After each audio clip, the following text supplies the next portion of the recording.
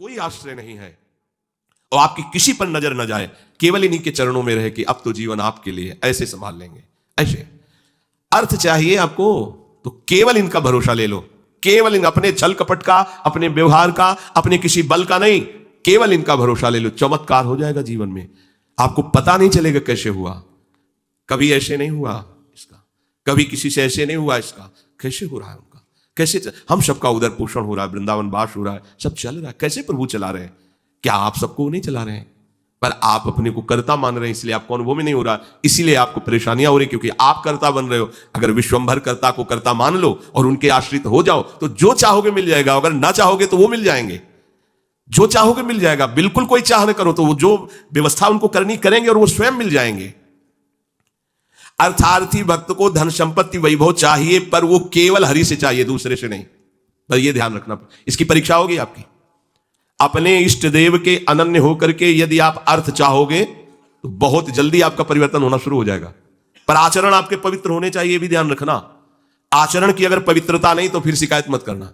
आप अपने आचरण पवित्र करो और नाम जप करो, केवल हरि के आश्रित रहो, फिर देख लेना। अगर आपको लगता हो कि भगवान के भक्त बहुत गरीब और ऐसे, सच्ची पूछो, उनको आकांक्षा नहीं होती। प्रभु जबरदस्ती व्यवस्था करते, उनको आकांक्षा नहीं होती।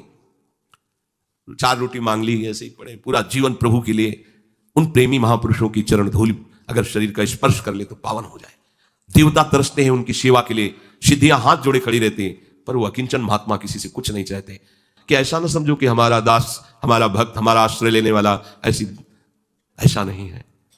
वो हरिदास, भगवान के चरणों का दास है। समस्त ऐश्वर्य संपन्न भगवान उसके अधीन हो जाते हैं जो भक्ति करता है। अगर आपको अर्थ चाहिए तो केवल भगवान का आश्रय ले, दूसरे का नहीं। अब ये कोई छोटी मोटी बात नहीं, देख लीजिए अंदर से। अपने बल का आश्रय नहीं, किसी दूसरे व्यक्ति का आश्रय नहीं, किसी दूसरी देवी शक्ति का आश्रय नहीं, केवल श्री हरि का आश्रय। और जब आप पक्के उतर जाओगे, जैसे सुदामा जी, तो जैसी द्वारिकापुरी थी वैसे सुदामापुरी हुई। जैसा वैभव द्वारिकाधीश का वैसे सुदामा जी का वैभव था। पक्का मान लीजिए। लोग समझते नहीं, ऐसा ना समझो कि ये केवल कथाएं हैं। आपका जीवन स्वयं एक कथा बन जाएगा। यदि आप हरि के आश्रित हो गए तो आपका जीवन चरित्र दूसरों के लिए उदाहरण बन जाएगा। पर निष्ठा चाहिए। कई कई दिन भूखे रहे सुदामा जी। उनका मित्र किसी जमींदार के यहां पुरोहित ही करता था। वो जब पालकी से निकलता था, कहां गली गली डोल रहे हो कृष्ण कृष्ण बोलते हुए, आओ हमारे यहां, हमारा जजमान धनी है, आके थोड़ा वेद पाठ कर दिया करो, पूरे परिवार का पोषण कपला रहता है। हम वादा करते हैं। उनका नहीं, हमारे जजमान तो श्री कृष्ण है, हम दूसरे। घर आते, पत्नी पूछती कुछ मिला? 5 घर हो आए, कुछ मिला नहीं। चलो तुलसी दस्त और चरणामृत से दिन काटते। भगवान व्याकुल हुए, भगवान ने ईश्वर दिया। अगर धन ही चाहिए, सुदामा जी की इच्छा नहीं थी, उनकी पत्नी की इच्छा के कारण, वो भी इच्छा भगवान ने पैदा की। ये भक्तजनों को ऐसा ना समझो फटे पुराने कपड़े पहने या ऐसे घूम रहे हैं, बड़े अभागी हैं। हम तो बड़े भाग्यवान हैं क्योंकि हमारे पास सारा ऐश्वर्य है। ऐसा ना समझो उनके भाग्य में ऐश्वर्य बनाने वाली मशीन मिल गई है, श्री हरि। हाँ, वो इस ऐश्वर्य को क्या करे, श्री हरि मिल गए, जिनके रोमकूपों में अनंत ब्रह्मांड वास करते हैं। वो भगवान उनके यार हैं, उनके प्यार हैं। वो दूसरे की तरफ क्यों ताकेंगे? और जिज्ञासु, जो जानना चाहता है, भगवान को केवल भगवान ही जानते हैं, दूसरा नहीं जानता। पक्की बात समझ लो। भगवान को केवल भगवान जानते हैं, दूसरा नहीं जानता। बोले संत महात्मा, इनको भगवान ने जना दिया तो ये भगवान के स्वरूप हो गए। सोई जाने जेह देहु जनाई, और जानत तुम्हें हो जाई। जानत तुम्हें हो जाई। अब वो ढांचा केवल बाहर से दिखाई देता है, मनुष्याकृति, पर अंदर वो ब्रह्मविद ब्रह्मवि भवति। भगवान को जान करके वो भगवत स्वरूप हो जाते हैं। जानत तुम्हें हो जाई। जानने के लिए एकमात्र भगवान का आश्रय लो। अगर तुम्हें जानना है संसार क्या है, भगवान क्या है, मेरा स्वरूप क्या है, तो एकमात्र अंदर से श्री हरि का आश्रय लो। वो तुम्हें गुरु रूप से मिल जाएंगे। बस उनकी आज्ञा का पालन करो तो जो गुरु है वही शिष्य हो जाता है। शिष्य की पूर्णता गुरु स्वरूप में स्थित हो जाना, भेद खत्म हो जाना, अभेद हो जाना। जो गुरु है वही शिष्य का हृदय हो जाता है। ढांचा 2 दिखाई देंगे, अब गुरु शिष्य में किंचन मात्र भेद नहीं रहा, अभेद स्थिति को प्राप्त हो गया। यही गुरु के वचन पालन करने का फल है। जानत तुम्हें हो जाई, वो इष्ट स्वरूप हो जाता है, वो गुरु स्वरूप हो जाता है।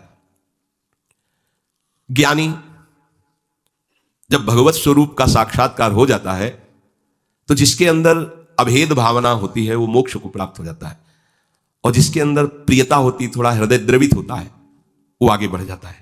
उसके अंदर फिर दास्य, शक्य, वात्सल्य आदि भावों का प्रेम जागृत होता है। ये मोक्ष से भी स्वादिष्ट है।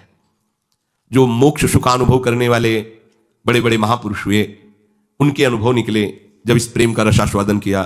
जैसे भगवान के ही स्वरूप से सुखदेव जी, जब लालजू की रूप माधुरी श्रवणेन्द्री से गई, और वो तो सिद्ध महापुरुष हैं, जैसा शब्द सुन रहे वैसे ही भाव में रूप जागृत हो रहा है, उनको कोई ध्यान थोड़ी लगाना है। बरहा पीडम नटवर बपू, तो वैसे ही सामने नटवर बपू बिक गए एकदम उस रूप को सुन के। इतना सुंदर श्याम, इतना सलोना श्याम, ये तो ब्रह्मानंद को भी फीका कर देने वाला रूप है। उठ खड़े हुए, 18,000 श्लोक कंठस्थ किए, श्रीमद् भागवत के 18,000 श्लोक कंठस्थ। और ये ऐसे महापुरुष हैं जो जन्म सिद्ध हैं। अपने पिता व्यास जी को स्वयं उत्तर नहीं दे रहे, वृक्ष उत्तर दे रहे हैं। सुकोहम सुकोहम, वृक्षों से निकल रहा है। ऐसे तदात्म भाव को प्राप्त महापुरुष, अर्थात ब्रह्मानंद से भी श्रेष्ठ श्री कृष्ण का रूप रसास्वादन। मधुसूदन सरस्वती जी बंशी विभूषित करा नवनी हृदाभात, उसमें कह रहे हैं कृष्णात् परम किमपि तत्व भाम, कृष्ण से कोई बड़ा तत्व है मैं नहीं जानता। तो जो भगवान कह रहे हैं कि ज्ञानी जो भक्त हैं, यहां दो भाव ज्ञानी की, जिन्होंने सत्य को जान करके भगवत स्वरूप में लीन हो गए, या जो सत्य स्वरूप भगवत स्वरूप को जानकर प्रेम में लीन हो गए। प्रेम में लीन होना, अभेद होते हुए भी भेदभाव को स्वीकार करना। यह भेद मायाकृत नहीं है, यह चिदानंद भाव भेद है, भाव भेद।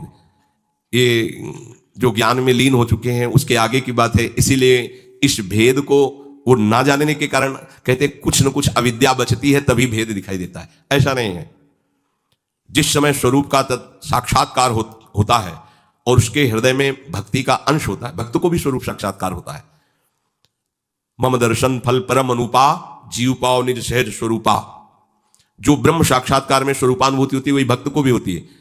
उसी समय उसका, वो टिक नहीं पाता वहां, उसी समय उसका आकर्षण होता है उसके आराध्य देव का, और उसकी वृत्ति उसमें लीन ना होकर उस आत्मस्वरूप को अपने आराध्य देव के रूप में देखता है। और इतनी तन्मयता हो जाती है कि अपना विस्मरण हो जाता है, बस केवल आराध्य देव रह गए। अब यहां से प्रेम की दशा प्रारंभ हो जाती है। ज्ञानी सब कुछ विस्मरण करके आत्मस्वरूप में लीन हो जाता है, उसका आत्मस्वरूप भी विस्मरण होकर आराध्य देव के स्मरण में लीन हो जाता है। ये प्रेम की गाथा। भगवान कहते हैं 4 प्रकार से जन मेरा भजन करते हैं और ये सब महान है।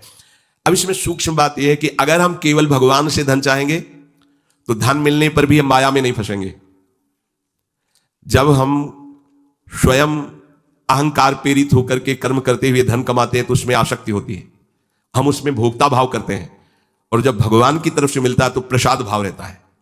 ये सब प्रभु का प्रसाद है, और प्रसाद होने के कारण वो प्रसन्नता रहती है, धनाभिमान नहीं रहता। प्रसादे सर्व दुखानाम हानिरस्योपजायते, अंदर प्रसन्नता रहती है और भगवत कृपा का उसको प्रतिपल अनुभव होता रहता है। इसलिए वो धन के राग में न फंसकर प्रभु की तरफ ही खिंचता चला जाता है। कितने कृपालु प्रभु, कितने कृपालु प्रभु। और धनाभिमानी, देहाभिमानी, मैंने ये किया तो इतना लाभ हुआ, मैं इसको ऐसे भोगूंगा, अब ऐसा करूंगा तो इतना और लाभ होगा, वो खिंचता चला जाता है अहंकार की तरफ, ये खिंचता चला जाता है प्रभु की तरफ। अगर प्रभु से हमें धन मिला, प्रभु से कामना की, तो वो कामना संसार में फंसाएगी नहीं, वो मोक्ष प्रदान करने वाली होगी। ये परम लाभ की बात है कि लोकवत भी हमारा मंगल हुआ और परलोक के लिए हमें कोई अलग से साधना नहीं करनी पड़ी, क्योंकि प्रतिपल हमें कृपा का अनुभव बढ़ता चला जाएगा। प्रभु हमें कितना दुलार कर रहे हैं, कितनी कृपा कर रहे हैं, तो वो ये सब छूट जाएगा, केवल कृपा और प्रभु रह जाएंगे। वो कृपा के सहारे प्रभु के प्रेम में डूब जाएगा। ऐसे कितने भक्तों के चरित्र हैं। जब हम संकट निवृत्ति भगवान से चाहेंगे तब लगेगा अच्छा कोई दूसरा मेरा सहयोगी नहीं हुआ, भगवान ने ऐसी कृपा। तो अपनी अनुभूतियां जो होती है और प्रभु की तरफ हमें प्रेरित करती है। संकट निवृत्ति के बाद वो प्रभु को भूल नहीं जाएगा, वो प्रभु में आसक्त हो जाएगा। ये आंतरिक बात है, सूक्ष्म बात है। आर्थ कोई भी भक्त जो हुआ हो और उसकी संकट निवृत्ति भगवान ने की हो और वो भगवान को भूल करके संसार में ही रमण कर रहा हो, ऐसा नहीं हुआ। भूलने की वो चेष्टा भी करेगा तो भगवान उसे भूलने नहीं देंगे, क्योंकि उसने आर्त भाव से ही सही पर प्रभु का आश्रय लिया है। और प्रभु का आश्रित कभी माया में फंस नहीं सकता है, पक्का है, चाहे किसी भी भावना से आश्रय लिया हो।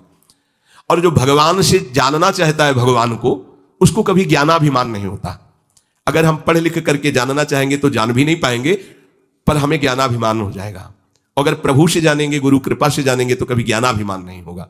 इसीलिए हमें अगर सांसारिक सुख भी चाहिए तो केवल हरि का आश्रय लें, सांसारिक दुख की निवृत्ति चाहिए तो केवल हरि का आश्रय लें, और हरि को जानना है और पाना है तो केवल हरि का आश्रय लें। वो सब साधन दे देंगे, वो सब हमको मार्ग दे देंगे, जिससे हमें उनका बोध हो जाएगा या प्रेम हो जाएगा। हम हरि को छोड़कर अन्य आश्रय न लें, हम हरि को छोड़कर किसी अन्य का भरोसा ना करें तो इस प्रपंच की चाह रखते हुए भी हम भगवान को प्राप्त कर लेंगे। बहुत सरल भगवान ने बता दिया। अब भी समझ में ना आवे तो आप जाने। हमारी यही तो चाहे है, हमें धन मिल जाए, हमारी दुख निवृत्ति हो जाए, हमें ज्ञान हो जाए, हमें मोक्ष हो जाए, सब हो जाएगा।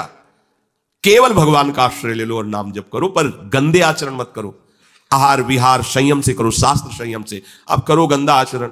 जो गंदे आचरण वाले थे जब प्रभु की शरण में आए तो उलट गए, फिर दोबारा नहीं देखा उधर, तो क्या हुआ? वो महात्मा बन गए।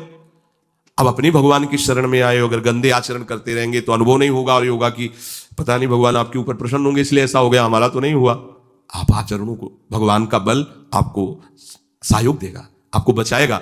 पर आप इच्छा करके यदि कामनाओं की प्रवाह में बहकर गंदे आचरण करेंगे तो छूट भी दी है भगवान ने, आप करो और उसका फल भोगो। अवश्य में भोक्तव्यम कृतम कर्म शुभाशुभम।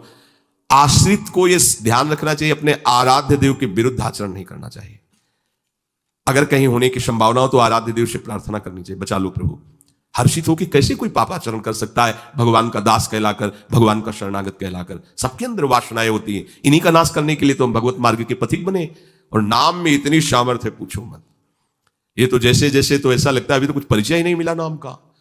इतना अमोघ, इतना अगाध, इतना अथाह वैभव नाम में है। सच्ची मानिए, सच्ची मानिए, आप बस लगे रहो राधा राधा राधा, फिर देख लेना, आप खुद देख लेना। आप बस ये चीजें बंद कर दो जो असाधन है। ये होने के हमने विचार भी किया, जब लोग प्रश्न करते हैं कि नाम तो हम भी जप रहे पर, तो विचार किया आप असाधन करते हो। भगवत विमुख आचरण करो, कैसे प्रभु को आप प्रसन्न कर पाएंगे? अभी तक करते रहे, कोई बात नहीं, वो भूत है, निकल गया भूत। वर्तमान को संभालो, वर्तमान में कोई गलत आचरण ना हो तो आपका परम मंगल श्री हरि कर देंगे। ये जो त्रिगुणात्मिका माया के द्वारा जिनकी बुद्धि ढक गई है, ये लोग आसुर भाव के हो जाते हैं, राक्षसी स्वभाव के। ये मेरा आश्रय नहीं लेते, ये महान नीच कर्मों में ही सुख की खोज करते रहते हैं। पाप कर्मों में स्वाभाविक इनकी रुचि होती है। ऐसे मूढ़ मनुष्य मेरी शरण में नहीं होते। भगवान कह रहे हैं मेरी शरणगत, मेरे चरणारविंद का आश्रयगत जो भाव तुम्हारे अंदर आएगा तो तुम समस्त माया के प्रभाव से तर जाओगे। पर क्यों नहीं आते सब लोग? जब इतना आनंद का मार्ग है, इसीलिए नहीं आते कि उनकी बुद्धि अपहृत हो गई है, माया ने आसक्त कर लिया है। वो गंदे आचरण, गंदा भोजन, गंदे विचार, दूसरे जीवों की हिंसा, दुख आदि देना, ऐसे स्वभाव वाले जो पाप कर्म रत है, नीच आचरण वाले हैं, उनके हृदय में ये विचार ही नहीं आता कि हम श्री हरि की शरण होकर महामंगल महासुख को प्राप्त हों। उनको ये सार असार का ज्ञान नहीं होता, नित्य अनित्य का ज्ञान नहीं होता। क्या ग्राह्य है, क्या त्याज्य है, क्या विधि है, क्या निषेध है, क्या करना चाहिए, क्या नहीं करना चाहिए, बिल्कुल ज्ञान नहीं है। वो अपरिहित ज्ञान वाले हैं, उनकी बुद्धि को माया ने आसक्त कर लिया है। तो क्या इनका कभी उद्धार नहीं होगा? जो भगवान से विमुख हैं, पाप कर्म में रत हैं, क्या इनके उद्धार के लिए कोई चांस नहीं है? यहां भगवान का ये कहने का मतलब नहीं है। कहने का भाव यह कि ये लोग आते ही नहीं है हमारी शरण में, हम तो इनका भी स्वागत करेंगे क्योंकि मेरे ही तो बच्चे हैं ना, गलत मार्ग में चले गए हैं तो मेरे ना, पर ये स्वीकार कर ले कि मैं प्रभु का हूं। ये कई परिस्थितियों में कभी कभी ऐसे दुराचारी पापाचारी जनों का भगवान के चरणों में समर्पण हो जाता है। कभी ऐसी परिस्थिति आती है कि कोई उसका साथ नहीं देता, हर जगह उसको ठोकर मिलती है, हर जगह अशांति, जिसके लिए उसने जीवन समर्पित करके ऐसे पापाचरण किए, उन्हीं के द्वारा उसको दुत्कार, तिरस्कार, धोखा मिलता है। तो उसका हृदय पुकार उठता है कि अगर कोई ईश्वर है तो मुझे स्वीकार करे। या किसी भगवत प्रेमी महात्मा का उसने अनादर कर दिया क्योंकि हिंसा स्वभाव वाला है, पाप कर्म में रुचि रखने वाला, श्रद्धा तो रखेगा नहीं संतों के प्रति।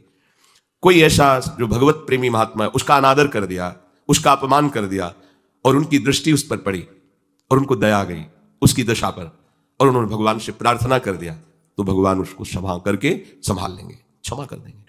देखो, मुनिनकर क्रोधो मुक्तिदातार। यदि किसी महात्मा का कोई दुष्ट अपमान करता है, अगर वो महात्मा प्रार्थना न करें तो भगवान उसका बहुत बुरी तरह नाश कर देते हैं। जो अपराध भक्त कर करई, राम रोष पावक सोज रही। पर यदि कहीं उनकी उस पर दृष्टि पड़ गई, जैसे श्री भगवत स्वरूप नित्यानंद जी जगाई मधाई को देखा कि शराब के नशे में उन्मत्त गंदे भाव से युक्त है। ठाकुर हरिदास जी से कहा कि महाप्रभु ने आदेश किया है कि नाम जगत मंगल करने वाला है, इनको नाम का उपदेश किया जाए। देख रहे हो वैसे ही गाली बक रहे हैं, मदिरा में उन्मत्त है, इनको नाम नहीं, यही विशेष अधिकारी है, इनको तो नाम सुनाना चाहिए। समीप गए और कृष्ण नाम की जय घोष की। वैसे ही नशे में थे वो, देखा पास में एक मिट्टी का पका हुआ घड़ा रखा था, उसी घड़े से प्रहार किया नित्यानंद महाप्रभु के। ये देखो भगवान की कृपा कैसे उदय होती है। नरक में भी इनको ठौर नहीं मिलता इनके ऐसे आचरण। और ये जो अपराध बना था, अवतारी महापुरुष हैं, भगवान के स्वरूप है श्री नित्यानंद जी।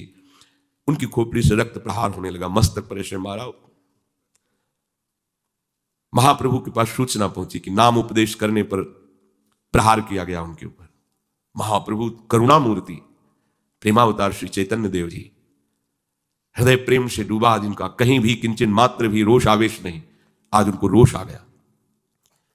अच्छा, मानो सुदर्शन का आवाहन कर रहे हो, आज इनका नाश करके छोड़ेंगे।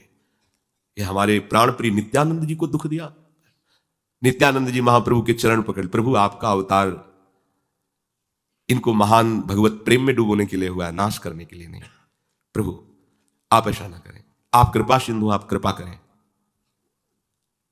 उनको महाभागवत बना दिया, गंगा में खड़े करके सारे पाप ले लिए महाप्रभु चैतन्य देव। बड़ा विस्तार से कथा चरित्र है, आप विचार कीजिए, क्या इनका कभी कल्याण हो सकता था? लेकिन कैसा संयोग बना, पूजा नहीं की, प्रणाम नहीं किया, हाथ नहीं जोड़े, खोपड़ी फोड़ दी। यह है महापुरुषों का प्रभाव। कैसे भी यही महानता है संतों की, जिन्होंने उनका अमंगल किया, जिन्होंने निंदा की, जिन्होंने मारा, उनको परम पद प्रदान किया संतों ने। मुनिन कर क्रोधो मुक्तिदाता। पर ऐसा नहीं करना चाहिए कि महात्मा की खोपड़ी फोड़ देंगे तो परम पद मिल ही जाएगा। ये तो नित्यानंद महाप्रभु थे। तो अगर आप ऐसा करते तो राम रोष पावक शोध रही।